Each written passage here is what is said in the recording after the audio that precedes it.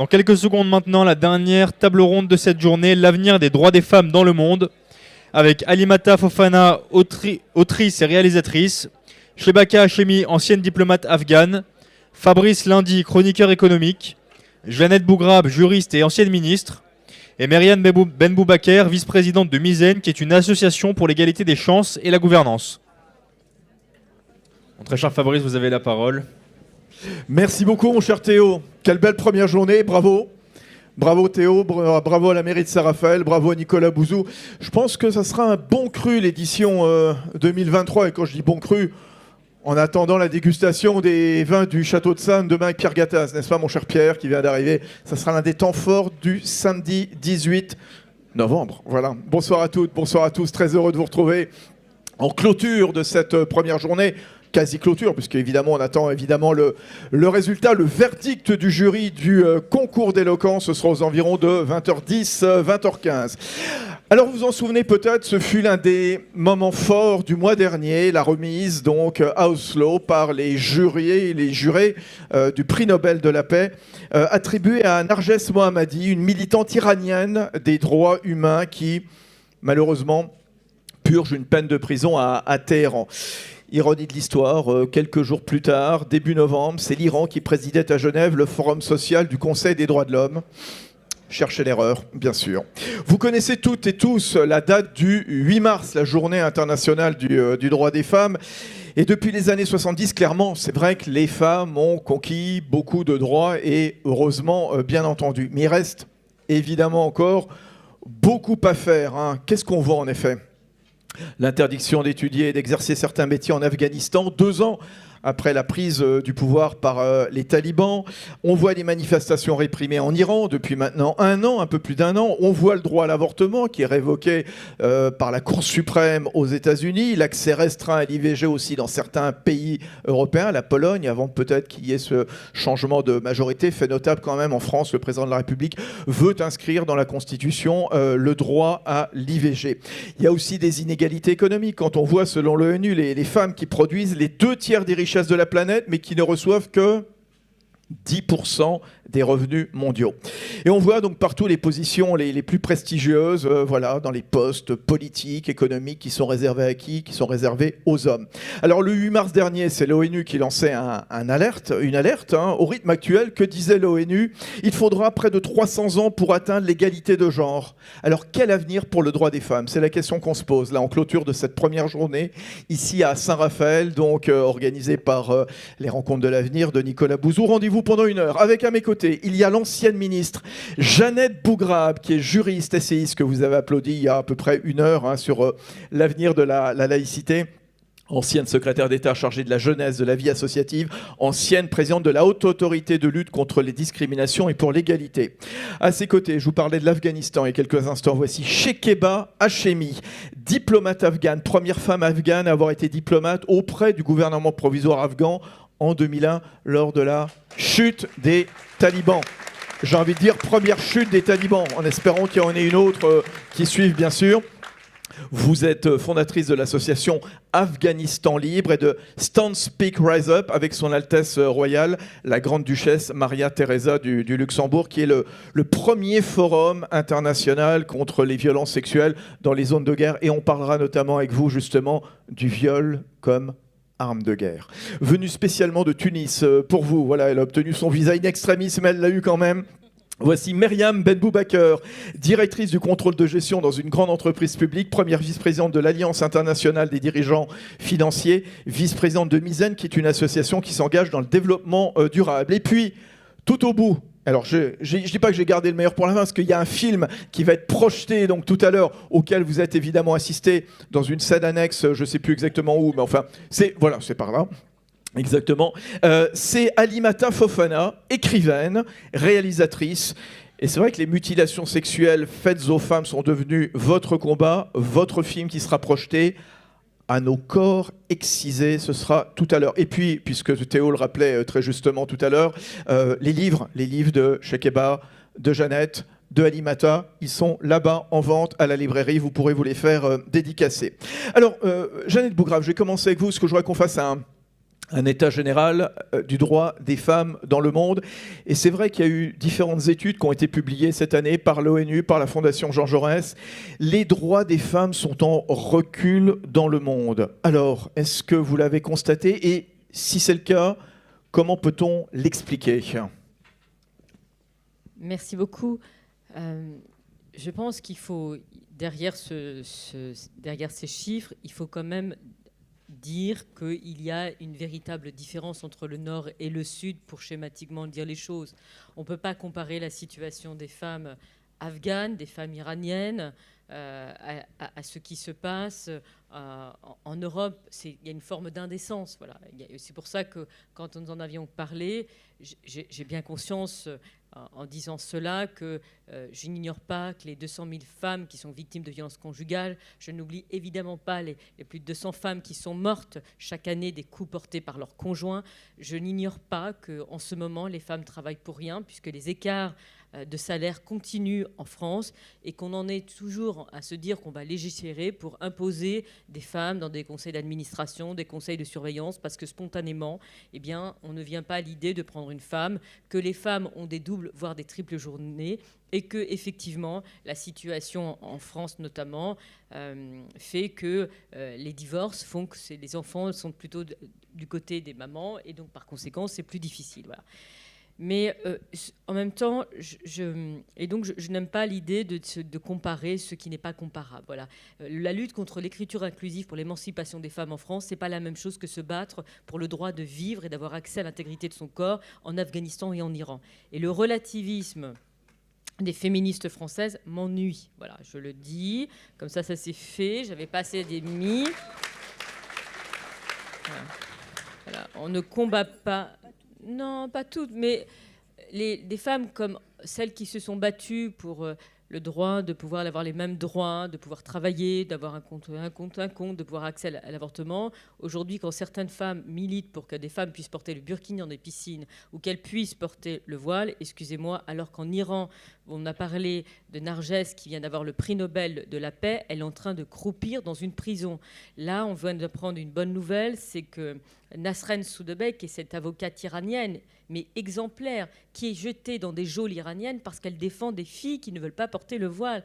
Est-ce que vous avez vu des grandes manifestations en France pour les femmes dans le monde, pour dire qu'on est à côté d'elles, à côté de cet universalisme français qu'elles incarnent? Non. Vous n'en voyez pas. Vous voyez ni, quel que soit l'arc politique, vous ne voyez pas, vous en avez vu au début, après la mort de Mahsa Amini, et on en avait parlé il y a un an aux rencontres de l'avenir, et je vous avais dit, ceux qui étaient là, je ne sais pas s'il y a des fidèles, mais j'en suis sûre, oui, que tant qu'il y aura des mollahs à la tête de l'Iran, ce n'est pas uniquement pour les femmes qu'on se bat, c'est aussi pour la paix dans le monde. Et à l'époque, je vous regardais sur YouTube, on m'avait dit, Jeannette, c'est très compliqué la situation, et il y a l'accord du nucléaire. Et vous voyez bien que quand on ne se bat pas pour le droit des femmes, il n'y a pas de sécurité. Et ce qui s'est passé le 7 octobre en Israël, où la main de l'Iran est là, vous voyez bien aujourd'hui la situation telle qu'elle est. Et quand vous voyez des Iraniens qui dénoncent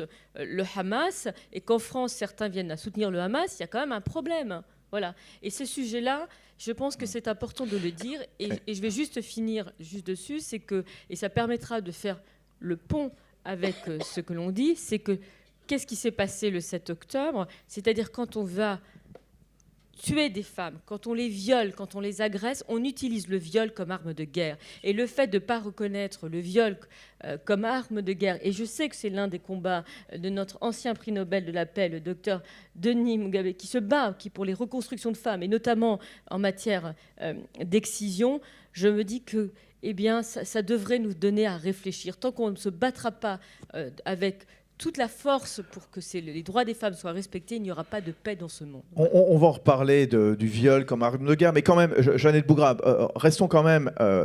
vous parlez du Nord et du Sud, et votre explication était très très juste, hein, pardon, je ne la remets pas du tout en cause. Mais quand on voit, par exemple, que le droit à l'avortement est remis en cause dans un grand pays comme les États-Unis, qu'il est remis en cause au sein même de l'Union européenne, En Pologne, alors on va voir ce que va faire la nouvelle majorité qui est revenue plutôt de centre droit. La Hongrie également a pris, alors dans une moindre mesure, quelques. C'est quoi? Il y a un regain de conservatisme. Il y a un regain de conservatisme, mais en même temps, on peut se dire que l'Irlande a voté le droit à l'avortement, alors que ce pays catholique. C'est un méga catholique, bien sûr. Et c'est fait par la voie du référendum. C'est-à-dire quand vous donnez la voix au peuple, quand vous utilisez les modes de démocratie directe, c'est beaucoup moins conservateur qu'on ne le croit. Et quand vous voyez en Italie, vous avez par exemple en Italie le référendum d'abrogation des lois. Quand on a voulu revenir sur le droit à l'avortement, quand on a voulu venir sur le droit au divorce, ça n'a pas marché. Mais je voulais juste faire une parenthèse sur cette question du droit à l'avortement. D'abord, il faut se rendre compte qu'aux États-Unis, c'est un peu plus compliqué. Parce que les délais ne sont pas les mêmes, c'est-à-dire qu'un avortement à 12, 14 ou 15 ou 20 semaines, c'est pas tout à fait la même chose, et à 22 semaines. Et vous avez quelqu'un qui s'appelle Israël Nizan, qui était chef du service gynécologique obstétrique de Strasbourg, qui disait que, passé un certain délai, certains médecins refusaient de le faire, parce que je suis désolée de parler ainsi, mais à un moment, quand vous devez pratiquer un avortement, vous devez écraser parfois la boîte crânienne qui est déjà là et faire sortir. Et des médecins ne veulent pas le faire. Voilà. C'est des questions qui sont importantes et qui participent à un choix éthique de certains médecins et on ne peut pas le faire. Mais sur la question du droit à l'avortement, moi j'ai quelque chose à dire. C'est pas parce que vous allez l'inscrire dans la Constitution que ça va améliorer la situation d'accès à l'avortement en France. Il faut bien se dire une chose, parce que vous savez, dans la Constitution, il y a aussi le droit au travail, il y a aussi l'objectif constitutionnel du droit au logement décent. Ce qui se passe, pourquoi les femmes ne peuvent pas avoir accès à l'avortement? D'abord, c'est un échec des politiques en matière de contraception. Vous avez environ 200 000 avortements en France. Et les avortements en France sont pratiqués dans des maternités. Et le choix qui a été fait par les pouvoirs publics, pour des raisons d'économie, c'est de fermer des maternités. Vous avez dans combien de départements il y a des maternités qu'on ferme? Eh bien, c'est dans les maternités qu'on fait des avortements. Et à partir du moment où vous n'avez pas, et le planning familial, quand vous n'avez plus de lieu où des femmes peuvent pratiquer un avortement, eh bien, vous aurez beau inscrire dans la Constitution tout ce que vous voulez, si ça n'a pas d'obligation derrière, eh bien, ça ne sera qu'une politique d'affichage, voilà, sans des moyens nécessaires en matière de prévention des grossesses. Et Simone Veil, il faut revenir au débat qui a été celui-là, c'est que c'était aussi la question de la contraception. Et aujourd'hui, la question de la contraception est passée au second plan. Mais sans moyens nécessaires, la France aura beau l'inscrire dans sa Constitution, si elle n'ouvre pas ou des services, si elle ne donne pas des moyens nécessaires aux hôpitaux publics et aux cliniques privées, ça ne marchera pas. Myriam Ben Boubacar, un mot. En Tunisie, quelle est la situation en matière d'IVG dans un pays arabe comme la Tunisie? Alors en Tunisie, le droit à l'avortement, il est légal depuis des années, depuis 1956, depuis Bourguiba. Dans certaines circonstances, donc soit c'est une grossesse non désirée, ou il y a une malformation, ou bien c'est un risque pour la femme. Cependant, il y a toujours un cependant. C'est légal, mais dans certaines régions en Tunisie, l'accès légal est surtout sécurisé. Dans certaines régions, là, on doit faire des efforts. Donc, c'est bien, oui, on a le droit à l'avortement, c'est permis, etc.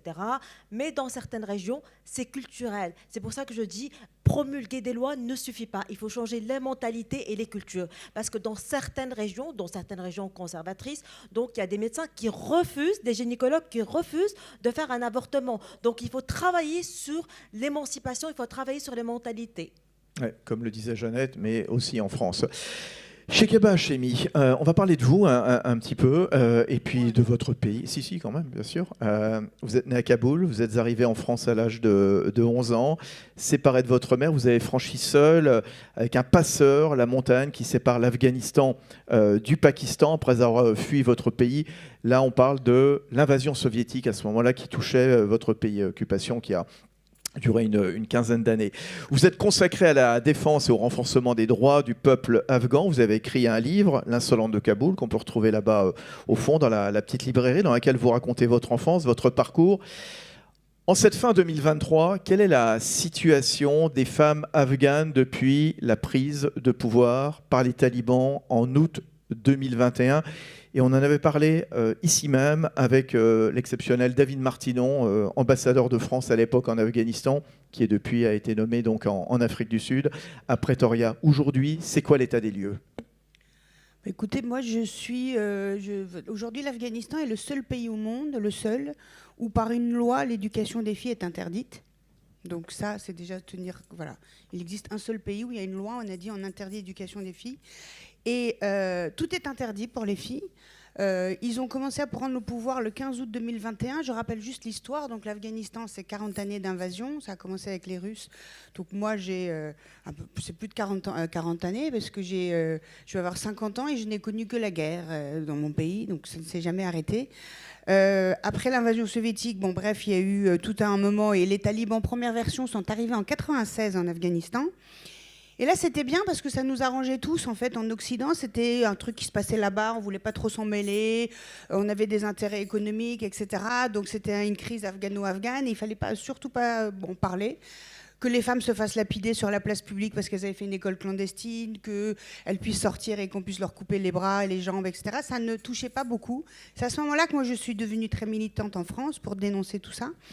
Et c'est vrai qu'on n'en parlait pas, voilà, on avait des relations diplomatiques même avec ces talibans-là, jusqu'à ce que malheureusement, le 11 septembre 2001, pour nous ça a commencé 2 jours plus tôt avec l'assassinat du commandant Massoud, parce que tout ça, les grands géopoliticiens l'ont bien expliqué pendant des années après, donc j'ai pas besoin de vous réexpliquer, que voilà, il fallait tuer Massoud, qui était le seul qui était dans cette vallée du Panjshir, 100 km de territoire non occupé par les talibans, qui se battait contre ces talibans, qui était venu à Strasbourg 5 mois plus tôt, malheureusement aidé par moi-même, et ça c'était une grande culpabilité qu'on traîne. Est-ce que s'il n'était pas considéré comme un chef d'État, est-ce qu'il n'avait pas été assassiné? Enfin bon, ça c'est les questions qu'on se pose, voilà. Et donc il est venu en avril 2001 en Europe, il a dit cette phrase: « Venez aider mon pays qui est en train de faire le bouclier humain contre le terrorisme international qui demain touchera vos villes si vous ne venez pas nous aider. » Nous sommes en avril 2001, il a été assassiné le 9 septembre pour avoir aussi les événements terribles de 11 septembre derrière. Et c'est là que la communauté internationale a décidé de venir en Afghanistan et de combattre ces talibans Al-Qaïda, les mêmes mouvances, qui étaient donc considérés comme notre ennemi de l'Occident. On a promis à cette époque à l'Afghanistan une reconstruction en échange de ce combat contre ces talibans qu'il fallait mettre dehors. J'étais là, j'étais une toute jeune première femme diplomate de ce gouvernement, donc j'étais inutile de vous dire que j'étais à toutes les conférences, que ce soit à Bruxelles, à Washington, à Tokyo, à Berlin, pour signer avec les Afghans en disant on va reconstruire ce pays, on va essayer d'aider ces femmes à se relever, en échange de cette collaboration de la communauté internationale pour combattre ces terroristes qui sont nos ennemis communs. Je vous la fais courte, pendant 20 ans, il y a eu une fenêtre d'espoir, il y a eu des petites filles qui sont allées à l'école, il y a des millions de filles qui sont allées à l'école, ne serait-ce que par ma propre ONG Afghanistan Libre, on a pu donner accès à 300 000 filles éduquées, des jeunes femmes qui sont devenues des journalistes, des avocates, qui ont créé leurs entreprises, qu'on a aidé à monter des formations de coding. Le 13 août 2021, j'étais en direct depuis le lieu de mes vacances, pas loin d'ici, en direct avec des jeunes filles qui étaient dans les classes de coding dans une vallée où on faisait ça avec l'électricité, les panneaux solaires d'une grande entreprise française qu'il avait installée. Le 15 août 2021, ces talibans version 2 sont arrivés. Et là, par contre, ce qui se passe, c'est que depuis cette date-là, on oublie juste une chose, c'est que les talibans 2021, ce sont des gens qu'on connaît tous en Occident. Et que pendant des années, de 2019 à peu près jusqu'en 2021, tous nos dirigeants occidentaux nous ont dit il faut négocier avec eux parce que ce sont des gens avec qui on peut négocier. Et on se met à la table de négociation.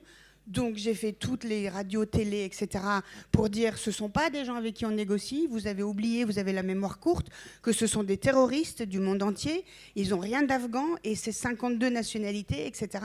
Donc personne ne nous a entendus, bien évidemment. Et le 15 août 2021, on a donné la clé et tout l'armement et toute l'armée et tout ce qui existait dans ce pays à ce groupe de terroristes à nouveau qui sont venus et qui, dès le 15 août, ont commencé à interdire toute forme de vie pour les femmes.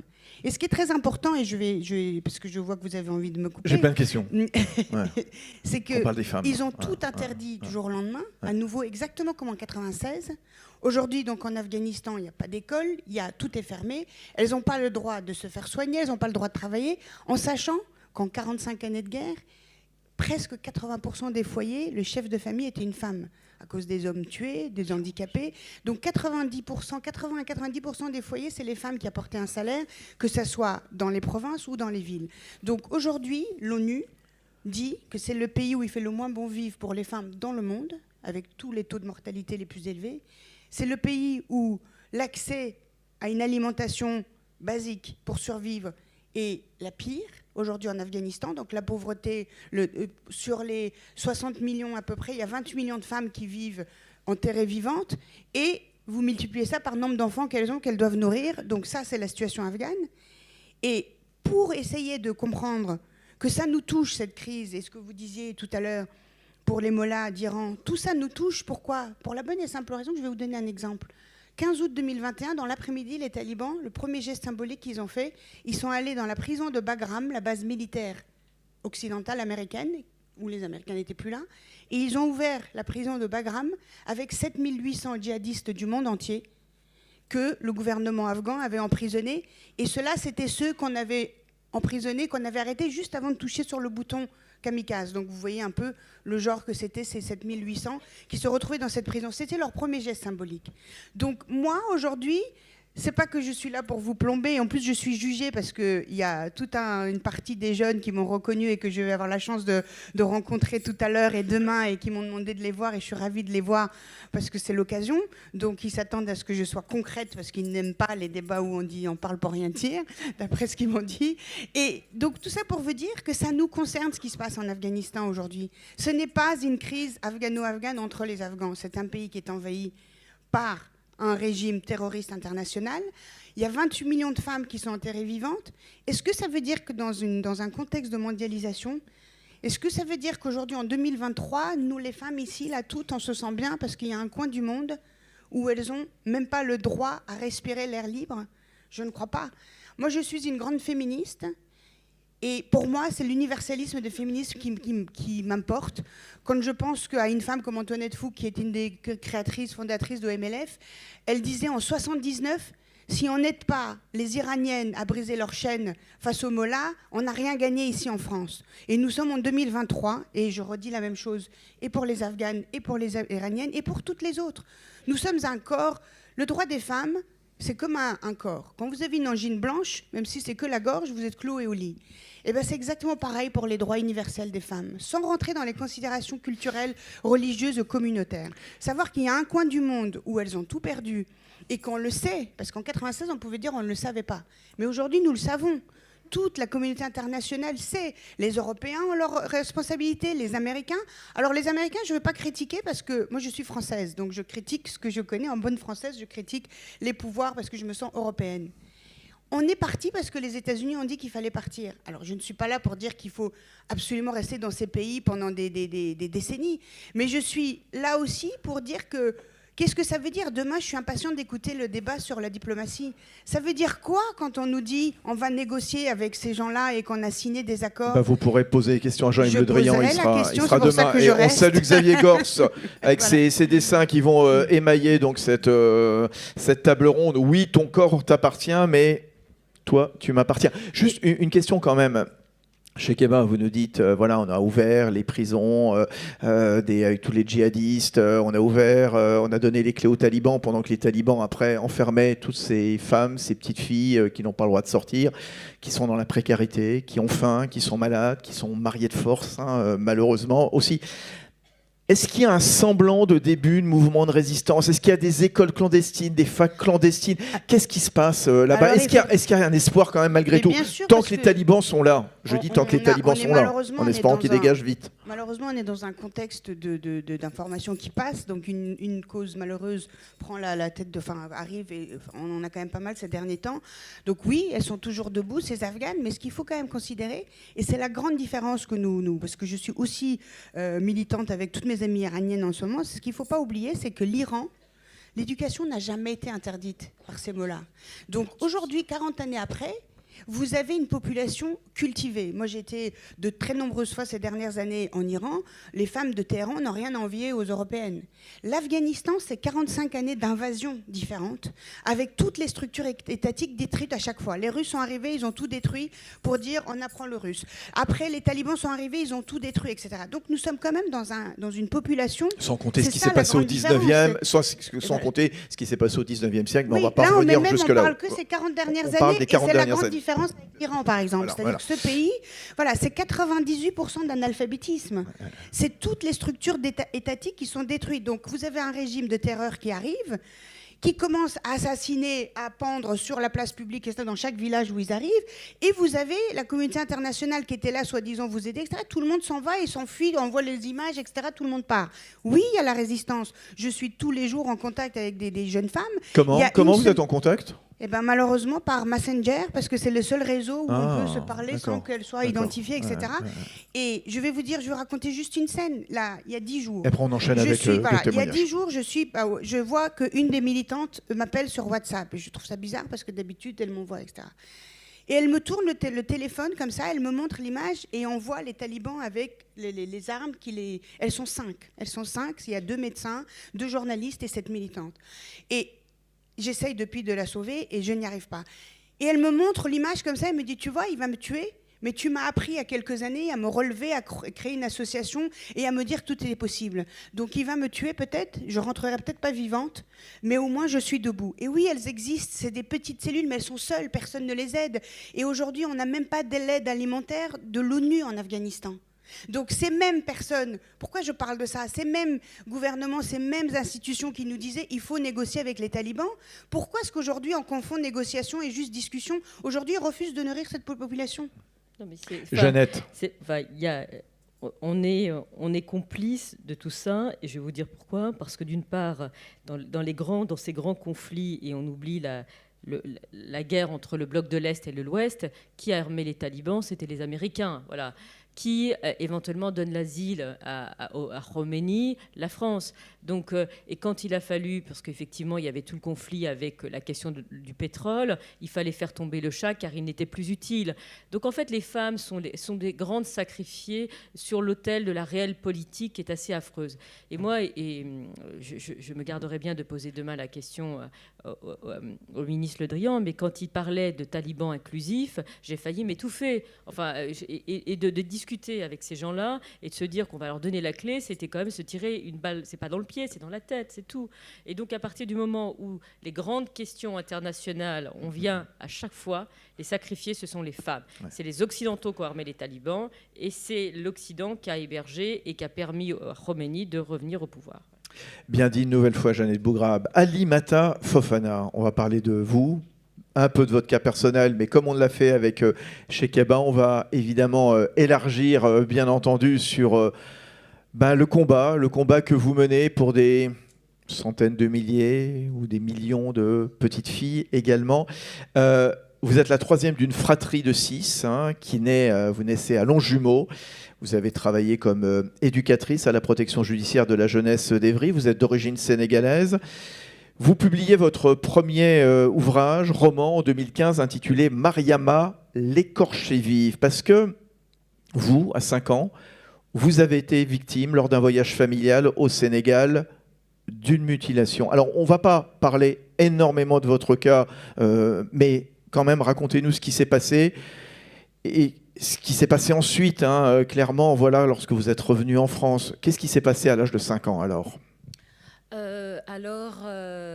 Comme vous dites, je suis née à Longjumeau, je suis donc française, vous avez dit du Sénégal, et moi souvent je dis originaire d'un ailleurs. Et c'est vrai que c'était mes premières vacances en famille, et je partais au Sénégal avec ma sœur, mon petit frère et moi. Au début, je ne comprenais pas, comme on est une fratrie de plusieurs enfants, pourquoi uniquement ma sœur, mon frère et moi. Et par la suite, j'ai compris, donc nous sommes partis. Le voyage s'est bien passé. Et on a été jusqu'au village de ma grand-mère. Et au retour, dans la voiture, j'entendais ma grand-mère dire à ma mère « Il va falloir que ça se fasse ». J'ai 5 ans, je ne sais pas à quoi elle fait référence, mais elle répétait ça. Et à un moment, ma mère dit « C'est prévu ». Et suite à cela, il y avait une tante que j'aimais beaucoup. J'étais vraiment très attachée à cette tante. Et un jour, cette tante vient dans la maison et elle me dit « Aujourd'hui, on va au marché ». Donc moi, ravie, je lui tiens la main. Je me souviens encore de ça. Je lui tiens la main et je me souviens de la chaleur étouffante au mois d'août à Dakar. Et on arrive dans une maison. Et dans cette maison, il y a une grande cour. Et je vois une petite fille allongée à même le sol, les jambes écartées, et une vieille dame avec le doigt levé, avec une espèce de pommade blanchâtre sur l'index, et elle l'applique dans le sexe de la petite fille. Moi, j'ai 5 ans, je ne sais pas ce qu'elle fait, je ne comprends pas, mais on me fait signe, assieds-toi, quoi. Je suis assez docile, donc je fais ce qu'on me demande. Et la petite fille se lève et je vois un morceau de pagne qui est un tissu africain posé à même le sol avec plein de taches de sang. Donc je ne sais pas ce qui s'est passé auparavant. Puis la vieille dame, elle me fait ça. Et donc ma tante me pousse sur l'épaule et je me lève et je vais voir cette femme. Donc elle me dit de me mettre sur ce morceau de tissu et je lui dis bah non parce qu'il y a plein de sang quoi. Et donc elle fait signe que oui. Après elle me demande de me déshabiller en sachant que comme je suis issue d'une famille très conservatrice, on ne se déshabille pas comme ça. Donc il y a quand même quelque chose qui fait que je me pose des questions. Mais comme ma tante est là, et c'est ça je pense que le propre de l'enfant, c'est que quand il aime, il fait ce que l'adulte, ce que la tante lui demande, quoi. Donc elle me dit, retire ton, je sais pas, genre un short ou bermuda. Après elle me dit, retire ta culotte. Et c'est là aussi, je me dis, c'est quand même bizarre qu'on me demande de retirer ma culotte. Et là, il y a des gens qui arrivent et qui me tiennent les bras et les mains. Et la femme m'excise. Je ne sais pas si les gens savent ce que c'est qu'une excision. Une excision, c'est une ablation, une amputation du clitoris. Alors, il y a différents types d'excisions. Je pense que c'est important de le connaître et de le savoir. Il y a un premier type où on va uniquement couper le capuchon du clitoris. Il y a un second type où on va couper le clitoris et les petites lèvres. Et il y a un troisième type qu'on trouve davantage du côté d'Afrique de l'Est où on coupe le clitoris, les petites lèvres et on coud les grandes lèvres. Et on laisse uniquement un petit passage pour les règles et pour les urines. Donc c'est ça les différents types d'excision. Mais vous imaginez bien, à 5 ans, j'ignorais totalement. Donc je subis cette excision. J'ai du mal à me relever, je perds l'équilibre, j'arrive pas à marcher. Donc, et je regarde ma tante et je me souviens encore, je lui dis, je vais le dire à ma mère. Elle rit. Donc nous repartons, je la tiens et on arrive à la maison où il y a ma mère. Et cette femme me dit à ma mère, tout s'est bien passé. Donc je comprends de manière implicite que tout le monde était au courant. Donc la petite fille de 5 ans que j'étais se dit, je ne peux pas faire confiance à mes parents. Et toute la difficulté, elle part de là. Donc, je ne sais pas si... Et lorsque vous revenez en France... Ah oui, alors c'est ça tout... je ne sais pas, à l'époque, vous êtes évidemment à l'école maternelle. Oui. L'enseignant ou l'enseignant ne se rend pas compte parce que... C'est ça qui est très troublant. Je retourne à l'école maternelle, comme vous dites. Oui, à la rentrée. Oui. Je marche très difficilement. Oui. Et l'enseignante n'a pas voulu voir. Alors souvent on dit ouais mais c'est parce qu'elle ne savait pas ou peut-être elle était à milieu d'imaginer. J'ai enseigné, j'ai beaucoup travaillé avec des enfants, avec vraiment beaucoup. Quand un enfant se fait mal, ça c'est le devoir de l'adulte de se baisser et de dire mais qu'est-ce que tu as. Alors à l'époque j'aurais pas pu dire le mot excision parce que je l'ignorais, mais j'aurais pu dire j'ai mal là. Et donc là je comprends également que dans ma famille il faut pas parler, mais à l'extérieur non plus il faut pas parler. Et donc moi, je vais mettre plus de 25 ans à dire ça. Et serait-ce que je fais part de cette anecdote, quand j'étais au collège, il y a les cours de SVT, sciences de la vie et de la terre. Et le prof, on travaillait sur l'appareil génital féminin, il projette un énorme vagin. Et il nous montre les différentes parties. Donc il nous montre les petites lèvres, il montre le clitoris. Et il dit, mais oui, dans certains pays d'Afrique, l'excision existe. Et ce qui est intéressant, c'est qu'il n'a pas pensé une seconde qu'il pouvait avoir une élève dans sa classe qui avait subi ça. Après le premier livre, moi, j'ai des profs que j'ai eus qui m'ont écrit, qui m'ont demandé pardon. Parce qu'ils n'ont pas vu. Moi, je dis, vous n'avez pas à me demander pardon. Parce que ça, c'est le propre de l'être humain. Si je ne veux pas que vous voyiez quelque chose, vous ne le verrez pas. Mais je dirais, parce qu'aujourd'hui, je vais bien, hein. Je tiens à le dire, aujourd'hui, je vais bien. Ce qu'il faut dire, vous avez rencontré un chirurgien qui... Non, mais attention là-dessus. Parce que souvent, sur la question des mutilations génitales féminines, on vous dit, oui, mais la réponse, c'est la chirurgie réparatrice. Alors que, moi qui ai eu recours à la réparation chirurgicale, à l'époque, j'étais étudiante à Paris 3, je l'ai faite. On ne vous parle pas des douleurs post-opératoires, qui sont tout de même très importantes. Oui, exactement. Et... souvent, je dis, on répare pas un corps comme une voiture. Donc, c'est pas uniquement l'aspect technique, il y a l'aspect psychique. qui est primordial. Donc il y a des femmes qui ont subi une excision et qui n'ont pas eu besoin d'avoir recours à la réparation chirurgicale parce qu'il y a eu un travail psychique qui a été fait. Parce qu'à travers cet acte, à partir du moment où un individu est capable de mettre sa main dans ce que vous avez de plus intime, là on est en train de vous dire que votre propre corps ne vous appartient pas. Et tout le défi dans le travail psychique, c'est de se réapproprier son corps. Et se réapproprier son corps, c'est pas je fais la chirurgie qui dure 45 minutes, non. Se réapproprier son corps, c'est soi vis-à-vis de soi-même. C'est ça tout le travail à faire, il est là. Et je dirais sur l'aspect politique des choses, parce que moi, ce qui me fait mal, je vous le dis, moi j'ai 41 ans. Donc on peut me dire, ouais, toi, Alimata, on ne savait pas. D'accord, c'est pas grave, moi, on ne savait pas. Et aujourd'hui, ça continue le tabou ? Oui, le tabou est encore très présent parce que il s'avère que, comme moi, je travaille sur cette question, et c'est ça qui me fait mal au cœur que je disais, moi, à 41 ans, certes, on peut dire qu'on ne savait ça pas. concerne combien de femmes En France, on a à peu près 125 000. Et moi, je pense qu'on est en deçà. 125 000. 125 000 en France. Et dans le monde, on parle de quoi ? Toutes les 4 minutes, une fille est excisée dans le monde. On parle de centaines de millions de filles. Ouais, on est au moins à 300 millions de filles. 300 millions. Même plus que ça. Mais je dirais que si on veut que les choses changent, c'est ce que vous aviez dit précédemment, on voit que les chiffres baissent dès que les femmes elles ont accès à l'école. Dès qu'elles ont accès à l'école... Vas-y, allez-y, Jeannette. Quand j'étais membre du Haut Conseil d'intégration, nous avions fait un rapport sur le droit civil des femmes immigrées et nous avions demandé à ce qu'on condamne les mutilations génitales parce qu'en réalité, en France, on ne voulait pas, pendant un temps, en parler parce qu'on avait peur de stigmatiser une culture. Et il a fallu du temps pour qu'il y ait les premières condamnations pénales de cas de mutilation d'une petite fille qui est morte d'une hémorragie. Parce qu'on oublie de dire que les conséquences pour ces petites filles, certaines meurent, elle est morte en France, et c'est par le combat de féminisme remarquable. Et à l'époque, il y avait eu un certain nombre de femmes s'étaient portées partie civile, et depuis le début des années 80, il y a un peu moins, je crois, d'une quarantaine de condamnations au pénal, car c'est une mutilation, c'est du pénal.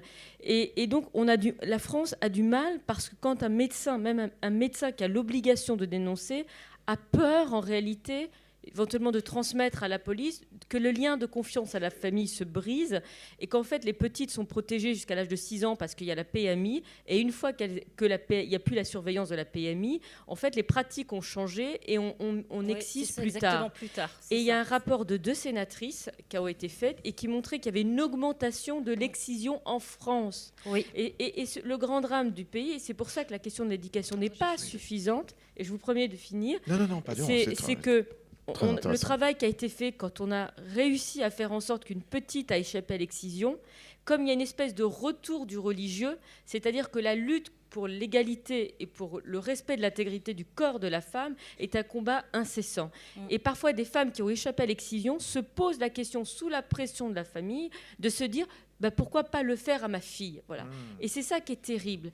Et en fait, vous avez une augmentation des cas d'excision en Allemagne, et vous avez eu la première condamnation seulement maintenant, en fait, en Grande-Bretagne. Et ne pensez pas que l'excision est le propre des pays d'Afrique subsaharienne. L'un des pays qui excise le plus, c'est l'Égypte, où 80% des filles sont excisées. Et que l'une des grandes, ce qu'avait fait Sissi... Et l'Indonésie aussi. Mais l'Indonésie aussi est important. Ignoble. Ouais. Mais moi, je vais juste dire un petit mot. Justement, pourquoi ce que vient de dire Jeannette est édifiant. C'est très très juste. C'est très juste et c'est très clair. Et encore une fois, le mot juste, Jeannette Bougrabe. Pourquoi les cas sont en augmentation dans les pays européens et spécialement chez nous en France ? Pourquoi c'est en augmentation ? En tout cas, moi, celles que je vois ou celles qui m'écrivent, comme Jeannette l'a très bien expliqué, ça arrive après 6 ans avec la PMI. Le confinement, l'aspect du confinement, ça a été ravageur. On a enfermé tout le monde. On n'a pas forcément pensé aux répercussions que ça pouvait avoir, tant dans l'excision, les grossesses précoces et les mariages forcés. Et je pense que dans quelques temps, ça va exploser. Je pense que ça a dû énormément jouer. Je pense que c'est aussi beaucoup dans les familles le repli sur soi. Moi, je vois par rapport à la génération de mes parents, il y avait davantage d'échanges avec les assistantes sociales, dans les maisons de quartier, à travers différentes activités.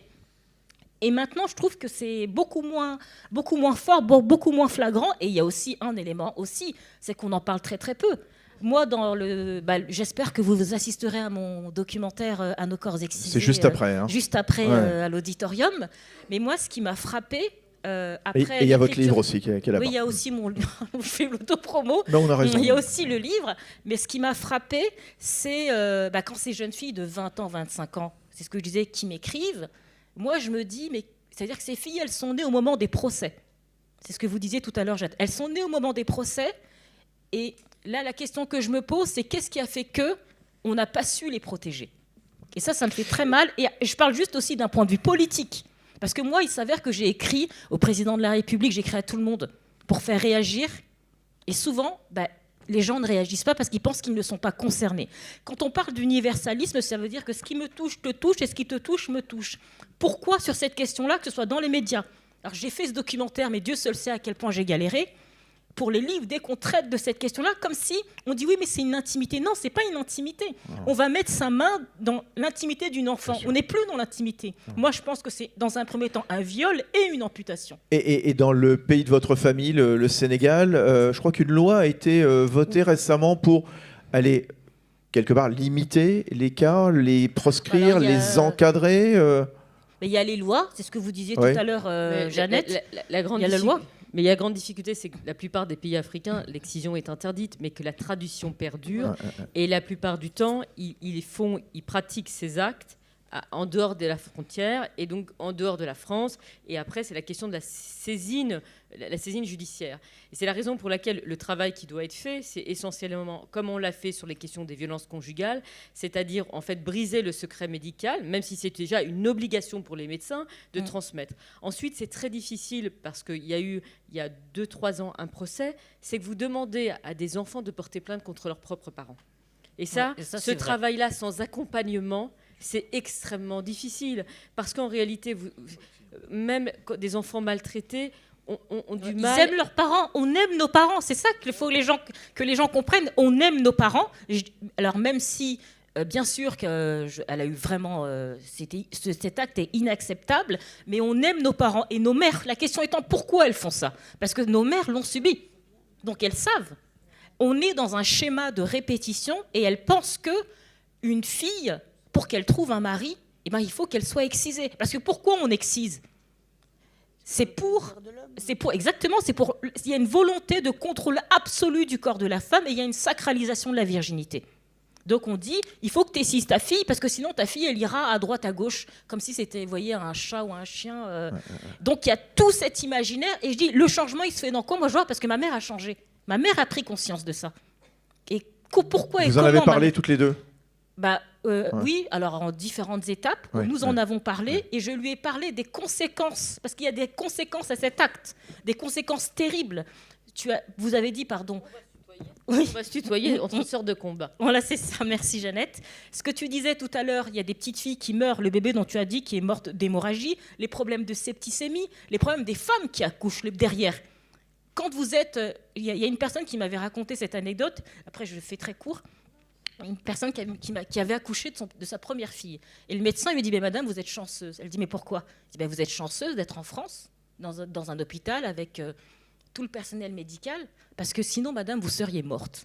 Parce que comme on excise de manière très barbare, avec un couteau, une lame de rasoir, au niveau de l'orifice, ça cicatrise comme ça peut. C'est-à-dire que normalement, au moment de l'accouchement, ça doit s'ouvrir. Mais là, à cause de la cicatrice, ça ne s'ouvre pas.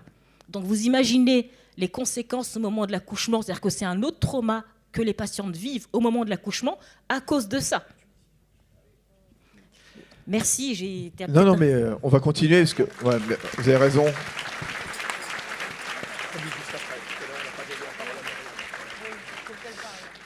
Myriam Ben Boubaker, on va parler de la femme tunisienne que vous êtes, du statut de la femme là-bas, dont on a dit que la Tunisie était précurseur. Je crois qu'on fête la femme 2 fois. Il y a l'8 mars et puis une autre date. Alors, tout d'abord, ça va être très difficile pour moi de parler avec ce... Alors, attendez. Et comme le disait Voilà. Jeannette tout à l'heure, on ne peut pas comparer la situation de la Oui. femme tunisienne, pas du tout pareil. Par rapport aux autres femmes, de toute façon, africaines, maghrébines ou iraniennes et tout.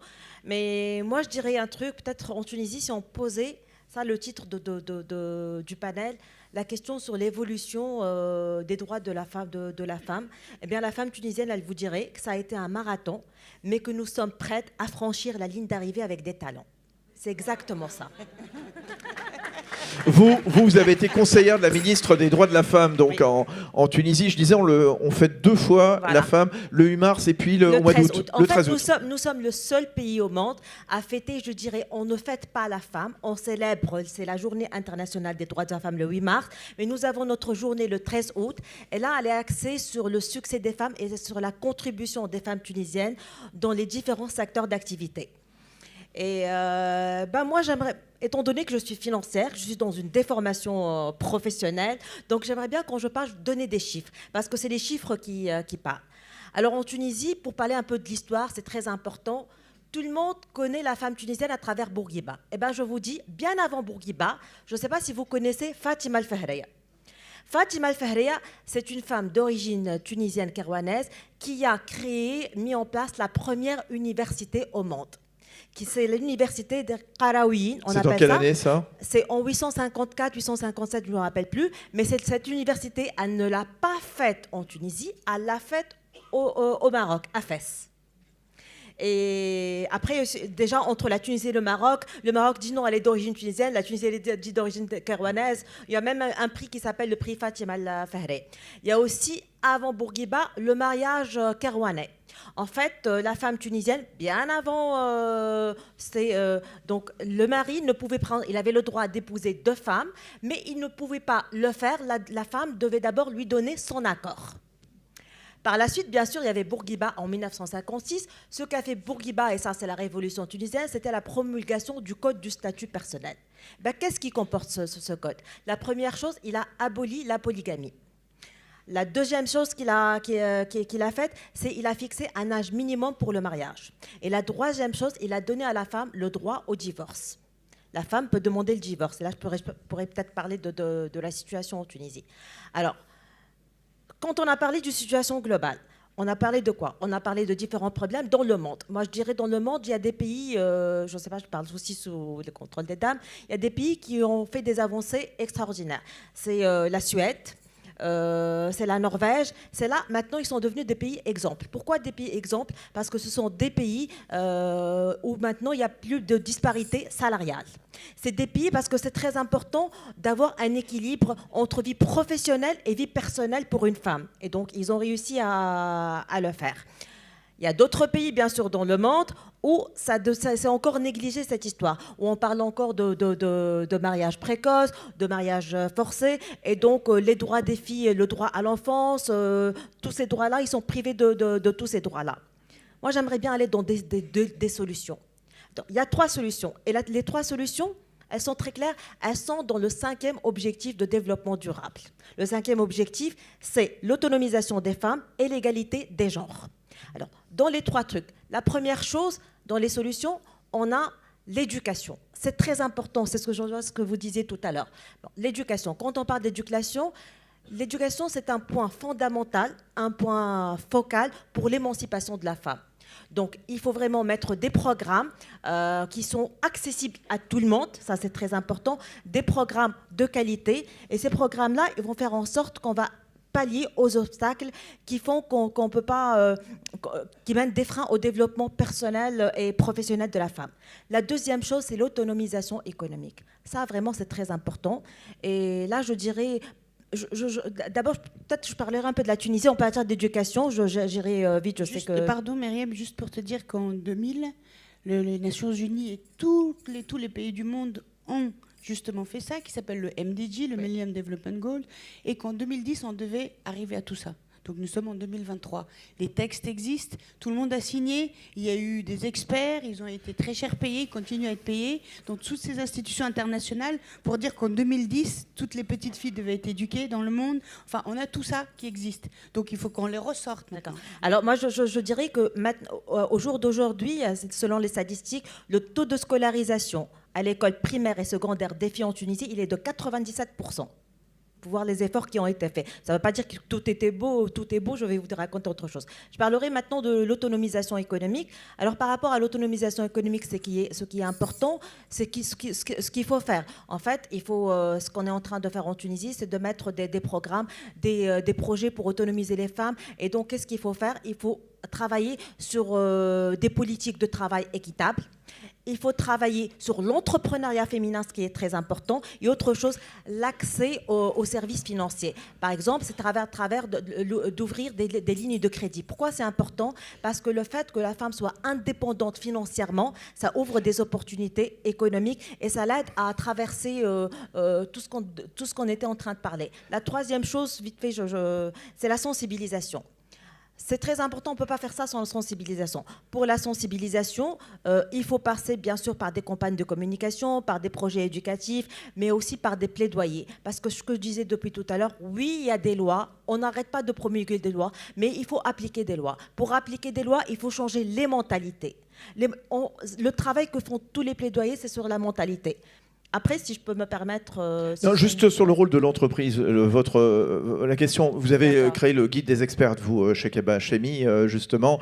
Est-ce que vous pensez que l'égalité, en tout cas les droits des femmes, passeront par l'entreprise? Est-ce que l'entreprise peut être moteur, justement, vecteur d'intégration et quelque part, dans le monde entier, hein, je sais pas, la France, mais... pas que chez Keba. Oui, bien sûr. Donc c'est pour ça que moi, je suis l'exemple concret pour rebondir à ce que disaient tout à l'heure mes copines ici, que rien ne nous empêche de nous attaquer au viol comme arme de guerre des petites filles de 6 mois dans des villages et dans les pays juste à nos frontières quand il y a la guerre, de ne m'occuper des Afghanes qui sont mariées de force à 5 ans, 6 ans, qui sont vendues aussi pour pouvoir nourrir les autres, et de faire en même temps le guide des expertes en France pour une meilleure représentation des femmes. Et d'ailleurs, Nicolas, cher Nicolas, il n'y a seulement que 20 femmes sur les 58 intervenants, donc j'espère que pour l'année prochaine, on commencera déjà par...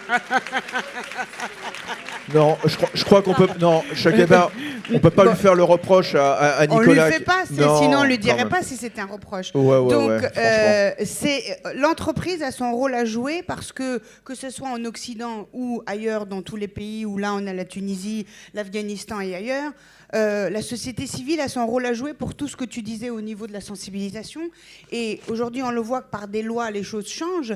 Alors tout à l'heure, on a eu un débat, c'était drôle parce qu'on parlait de la discrimination positive dans les entreprises. Vous êtes favorable au quota ou pas? Comment? Vous êtes favorable au quota? C'est vrai que tout à l'heure, Jeannette y a fait allusion. Alors, est-ce que c'est bien, est-ce que c'est mal? Mais voilà, on est obligé de passer par là. Voilà. Moi, je ne suis pas favorable personnellement parce que je me dis j'ai autant de compétences, voire plus que mes collègues masculins, n'est-ce pas, Pierre Gattaz? Mais ça, vous le Pierre savez bien. Gattaz, l'ancien patron du MEDEF et chef d'entreprise lui-même. Et on qui a se trouve au travaillé premier rang. ensemble, donc c'est voilà. Mais on est obligé de passer par les quotas. Et même avec ça, on n'arrive pas à regarder la loi Copé-Zimmermann. On devrait être à 47% de COMEX en France depuis déjà des années de présence féminine. On ne l'est toujours pas. Il y a des entreprises encore aujourd'hui en 2023 qui préfèrent payer, payer une somme parce qu'ils ne respectent pas la loi. Donc on est obligé de passer par là. Et j'ai vu que ces quotas dans un pays comme l'Afghanistan étaient importants. À un moment donné, quand on a eu notre premier parlement afghan en 2005, on a décidé, et j'ai œuvré, qu'il y ait au moins 27% de ce parlement soit représenté par des femmes. Et on était obligés parce que dans les villages, on allait laisser les femmes se représenter et venir. Et c'est comme ça qu'on avait un parlement avec 27% de femmes. Et je pense que les quotas, c'est important. Jeannette et Myriam. Non, c'était juste pour...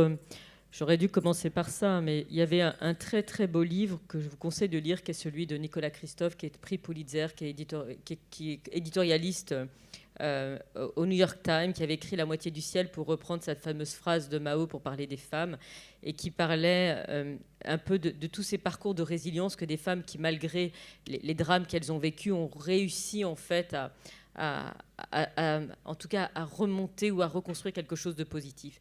Et en repensant au prix Nobel d'économie Amartya Sen, il faut savoir qu'il manque 100 millions de femmes en Asie. Et vous savez pourquoi? Parce que naître femme ou être femme même dans le ventre de sa mère est une malédiction, et que des femmes avortent à 6-7 mois parce qu'elles attendent une fille. Voilà. Et qu'être une fille, dans beaucoup de familles encore, quel que vous soyez en Asie ou dans le monde arabe, n'est pas un signe de bonheur, de fertilité. Et ce combat-là, le fait quand on félicite un père quand il a eu un fils et qu'on pousse la femme à avorter quand on sait qu'elle va avoir un enfant. Et Nicolas Christophe, quand il avait eu son prix Pulitzer, c'est qu'il avait fait, quand il y a eu la politique de l'enfant unique en Chine qui était imposée pour contrôler la mammographie, quand les familles attendaient une petite fille, on les laissait dans la rue, on les abandonnait dans la rue. Et il y a eu cette époque où effectivement, ce qui n'est évidemment plus le cas en Chine, où on abandonnait les petites filles. Voilà. Et c'est la raison pour laquelle, en tout cas, ce combat, tous les ans, vous allez m'entendre venir parler sur ce combat des femmes, et c'est pas la peine d'aller. Et c'est vrai que quand je parlais à la patronne de la Maison des femmes de Saint-Denis, elle me dit « Mais pourquoi tu fais tous ces trucs pour ces femmes à l'étranger ? Viens en Seine-Saint-Denis, tu verras les problèmes qu'il y a. » Et juste pour rebondir, pardonnez-moi, sur ce que tu venais de dire, il se trouve, très très vite, parce qu'il y a 5 minutes, je vais vous dire à quel point on a quand même compris ce qui se passait en France. C'est que quand mon fils s'est cassé le bras, j'ai dû aller à l'hôpital Trousseau. Et dans les toilettes, cachées, qui était accessible que pour les femmes qui changeaient leurs enfants, il y avait un petit mot écrit « Si vous avez été excisé, dites-le nous ». Parce que comme tu l'as dit, une femme risque sa vie quand elle accouche. Et je pense que quand en France, on en est à accepter l'inacceptable, à ne pas se battre pour cela, eh ben, je pense qu'on a renoncé à ce qui faisait notre universalisme. Et je pense que moi, si beaucoup de... Et on reviendra sur ces questions-là demain, je suppose, avec Jean-Live Le Drian. Si quelque part la France est repoussée, c'est que la France ne se bat plus pour ce qui faisait sa force et son idéalisme. Et moi, quand dans mon pays, on excise et qu'on et on a une augmentation et que la possibilité, c'est d'être sur une liste d'attente, puisque le professeur Foldès, aujourd'hui, n'a pas de relève et il a fait beaucoup de progrès. J'ai visité. Et ben, je me dis, ou je pense à la petite Shaina qui a été brûlée dans un local poubelle, pas dans un local poubelle, Shaina était dans un local à jardin parce qu'elle était considérée comme une traînée, parce qu'elle avait été violée et c'est elle qu'on tue. Et ben, c'est pas acceptable. Et donc, on devrait se lever pour ce droit des femmes. Voilà. Et je voulais te dire toute mon admiration. Myriam, un Jeannette, mot, Alimata. Alors, Et je voudrais qu'on parle absolument après du docteur Mukwege. Et puis après vos questions. Mais Théo m'a glissé dans l'oreillette, j'avais droit à 10 minutes de plus parce que le jury a du mal à délibérer sur le prix d'éloquence. Hein, voilà. Ouais. Alors, C'est dingue ce que je peux raconter comme mensonge. Voilà. Allez-y. alors, moi, je voulais juste parler de... Aujourd'hui, on est pratiquement en 2024. Et au jour d'aujourd'hui, je voulais dire par rapport aux questions de la question des quotas. Alors moi, je suis la vice-présidente de l'Alliance internationale des dirigeants financiers. On est à 22 organisations, 22 pays. Je peux vous assurer que sur les 22 pays, les 22 organisations, il y a seulement 2 pays, 2 organisations, c'est le Maroc et la Tunisie, où il y a des femmes qui sont dans les hauts postes de responsabilité. Et là, on n'a pas abordé, c'est vrai que peut-être c'est pas, mais c'est très important d'encourager à ce que les femmes soient dans les hauts postes de responsabilité. Par rapport à Poste de l'entreprise, responsabilité et puis créer aussi leur entreprise. Voilà. Par rapport à l'entreprise, il faut dire comment. C'est le comment on fait. Comment on fait pour que les femmes... donc le comment on fait, tout à l'heure, vous avez parlé de la responsabilité sociétale des entreprises. Tout juste. Dans la responsabilité sociétale des entreprises, alors les entreprises, ils mettent des démarches et dans certaines démarches, bien sûr, il y a la stratégie, il y a un plan d'action. Et parmi les plans d'action, c'est d'accorder plus de place par rapport aux femmes, mais également, c'est pour l'égalité des salaires. Parce qu'au jour d'aujourd'hui, même dans les pays au monde européen, on n'est pas encore arrivé, il y a encore des disparités salariales basées sur le genre. Donc, il faut que, par exemple, les promotions soient au mérite.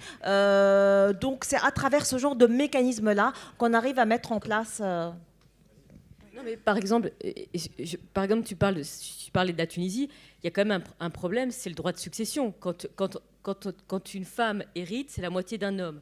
Donc, à partir du moment où le principe d'égalité en matière de droit de succession, c'est encore le droit de la charia qui s'applique, le combat, moi je veux bien qu'on parle des entreprises, mais en matière de droit civil, quand une femme, c'est la moitié d'un homme, en matière de droit de succession, c'est inacceptable et le combat. Alimata. Je vais juste y répondre. Non, parce que là, je pense qu'on va être là très très tard. Alimata. Moi, je vais être très très brève. Alors, je vous ai parlé certes d'un sujet très très dur. Souvent, moi, je dis, sur le corps, j'ai la trace de l'ignorance. Et le défi, pour moi, pour les jeunes gens, les jeunes de ma génération, nous toutes et nous tous, c'est d'aller à l'encontre de cette ignorance. C'est-à-dire comment moi j'ai fait pour m'en sortir. Moi, je dis un grand merci au ministère de l'Éducation nationale, même si on sait qu'il y a des choses qui ne vont pas. On passe notre temps à dire que ça ne va pas, mais moi, je suis très, très reconnaissante vis-à-vis de l'Éducation nationale. Et je tenais à le dire, parce que moi, sans l'Éducation nationale, j'aurais été dans un schéma de répétition. L'école, la littérature, parce que moi, j'adore la littérature du 19e siècle. l'école, la littérature m'a permis de me sortir du chemin qui m'était tracé. Et ça vaut vraiment tout l'or du monde. Et je pense que souvent, on a tendance à oublier. Sans l'école, pour d'autres, ce que tu as dit précédemment, Jeannette Boucrade, il n'y a rien, quoi. Et je trouve que c'est vraiment important de mettre l'accent là-dessus et également sur le beau. C'est quoi le beau ? C'est Les Misérables de Victor Hugo. C'est quoi le beau ? C'est Léopold Sédar Senghor dans les textes qu'il écrit. C'est quoi le beau ? C'est se balader à Paris et voir les immeubles haussmanniens. Et je pense que ça, pour l'apprécier, je pense que ça s'apprend. Donc moi, je dis un grand merci. Bon, on a parlé du docteur Foldès qui répare, entre guillemets, attention, le corps des femmes excisées. Il y a un autre homme aussi qui est probablement un héros aussi à vos yeux, le docteur Mukwege, prix Nobel de la paix, qui est un médecin de République démocratique du Congo. Et on sait que dans l'est de la RDC, dans ces pays à la frontière du Rwanda et du Burundi, le viol, comme ailleurs, est une arme de guerre. J'allais dire, c'est une arme à bas coût chez Keba. Écoutez, je ne vous ai pas porté la carte pour ne pas plomber l'atmosphère en fin de journée, parce que comme voilà, donc pour montrer dans le monde où le viol est aujourd'hui pratiqué comme arme de guerre, il y a aujourd'hui en 2023, pour la faire courte, des armées dans le monde où on apprend le viol allant de petites filles bébés jusqu'à de femmes de 80 ans pour mieux détruire un village et un pays, et ça existe aujourd'hui encore. Et le docteur Mukwege, prix Nobel 2018 de la paix, c'est l'homme qui répare les femmes et les petites filles. Et à chaque fois qu'il vient dénoncer tout ça en Europe, il est à chaque fois encore plus démuni parce qu'il en est entre la 3e génération de femmes qu'il est en train de réparer dans les mêmes endroits. Et c'est avec lui que nous avons créé Maria Teresa de Luxembourg, Stand, Speak, Rise Up. Donc il fait partie de ce mouvement. Et il dit une chose très, très, très utile, et c'est là-dessus que je vais finir. Il parle de l'éducation, bien sûr, parce que c'est notre dada, et je te rejoins à 1000%, mais il parle de la masculinité positive. Il parle de l'éducation des garçons. Comment on peut apprendre aux hommes que violer, que forcer n'est pas de la masculinité. Et ce concept de masculinité positive de Dr Mukwege, je trouve qu'on devrait l'appliquer à la fois dans nos écoles en France, tout comme en RDC, tout comme à Kaboul, tout comme au Sénégal. Et c'est ça le concept en fait. C'est bien d'éduquer toutes nos petites filles et de leur montrer leurs droits. Et c'est sur le terrain que ça marche et pas seulement dans les textes de loi. Mais c'est aussi éduquer les hommes. Et quand on voit à quel point c'est difficile, même aujourd'hui, même en France, avec la vision des hommes. Alors imaginez un peu en plein cœur de RDC ou Kaboul, donc la masculinité positive de Denis Mukwege, je pense que c'est ça la solution. Allez, vos questions. Merci beaucoup. Vos questions, un mot. Il y a mademoiselle sur le devant. Regardez, voilà, levez-vous. On va vous passer le micro. Questions très courtes, réponses courtes. Et puis vous me direz à la fin, parce que voilà, c'est comme ça qu'on veut conclure. Quel est l'avenir du droit des femmes ? Vous me direz un mot chacune, justement. Allez-y, vous, mademoiselle, on vous écoute. Alors, appuyez sur le bouton peut-être. Alors. Vous m'entendez ? Parfaitement. Bonsoir, tout d'abord, merci pour vos mots et pour votre témoignage. J'aimerais notamment revenir sur le sujet du viol et ce qui se passe en ce moment à la Commission européenne. Comment pouvez-vous expliquer que le gouvernement français, qui d'un côté souhaite faire entrer les droits à l'avortement dans la Constitution, s'oppose simultanément à intégrer une définition commune du viol dans la directive européenne pour les violences faites aux femmes ? Et comment pouvons-nous, en tant que femmes, être rassurées pour l'avenir quand un pays comme la France s'oppose à ce type de décision ? Pardon, Merci. que dit cette directive ? Parce que je ne suis pas au courant, à moins que vous le soyez au courant. Mais oui, Chekeba, allez-y, prenez le micro pour répondre à c'est le mademoiselle. combat en ce moment, c'est que, je ne connais pas dans les termes techniques, peut-être Jeannette, mais c'est que la France ne reconnaît pas le viol tel que c'est reconnu par tous les autres pays européens. C'est-à-dire qu'on a un problème de reconnaissance de ce mot. Il faut... donc je ne peux pas rentrer dans le détail, à moins que vous me donniez 20 minutes. C'est une notion restrictive du viol que défendrait la France ? Non, pas du tout. C'est un problème de loi en France. On ne comprend pas non plus. Je suis exactement comme cette jeune femme, c'est-à-dire qu'on est en plein mouvement en ce moment pour dénoncer le fait que la France soit le seul pays européen pour ne pas reconnaître le viol dans le texte de loi. Si. Alors, Pierre-Henri Tavoileau. Tiens, donnez le micro à Pierre-Henri Tavoileau, s'il vous plaît. C'est Raphaël Glucksmann qui nous explique ça très bien. Mais il n'est pas Alors, allez-y, parce que moi, je ne connais pas du tout le propos de la France, cette c'est le question. fait de considérer que c'est de la compétence de la France de reconnaître le viol et que ce n'est pas une compétence européenne. Voilà. Donc, ce n'est pas une question de définition. C'est une question de souveraineté, quelque part. De souveraineté. On a bien compris. Merci, Pierre-Henri. Voilà. Alors, autre question rapide peut-être à l'une de nos 4 intervenantes. Eh bien écoutez, on va conclure. Ils ont tout compris. Voilà, c'est très bien. Alors, quel est l'avenir du droit des femmes? Un mot chacune. Alimata, puisque vous aviez le L'avenir des micro. droits des femmes. Optimiste ou pas? Moi, je suis de nature optimiste et j'y crois à fond si nous travaillons toutes et tous ensemble. Voilà. Myriam Ben Boubaker. Je m'adresserai plutôt aux femmes et je dirais que... C'est pas grave. Je m'adresserai aux femmes et je me dis que l'avenir, il faut se dire, tout en plaisantant, ce n'est pas un mariage d'amour, c'est un mariage de raison parce que nous n'avons plus le choix. À vous, Chekeba. Moi, je dis qu'on ne nous donne rien gratuitement et que jamais rien n'est acquis, même ici en Europe, et que c'est très, très sensible, les droits des femmes, et qu'on doit être éveillé, réveillé et sur nos starting blocks tout le temps, à chaque instant et chaque moment. Jeannette Bougrabe, ancienne ministre, qui aura le mot de la fin. Eh bien, l'émancipation par l'école et le savoir. Voilà, moi, je crois fondamentalement que c'est en se battant pour que des petites filles, puisqu'elles sont plus de 80 millions chaque année à ne pas avoir accès à l'école, c'est par l'école.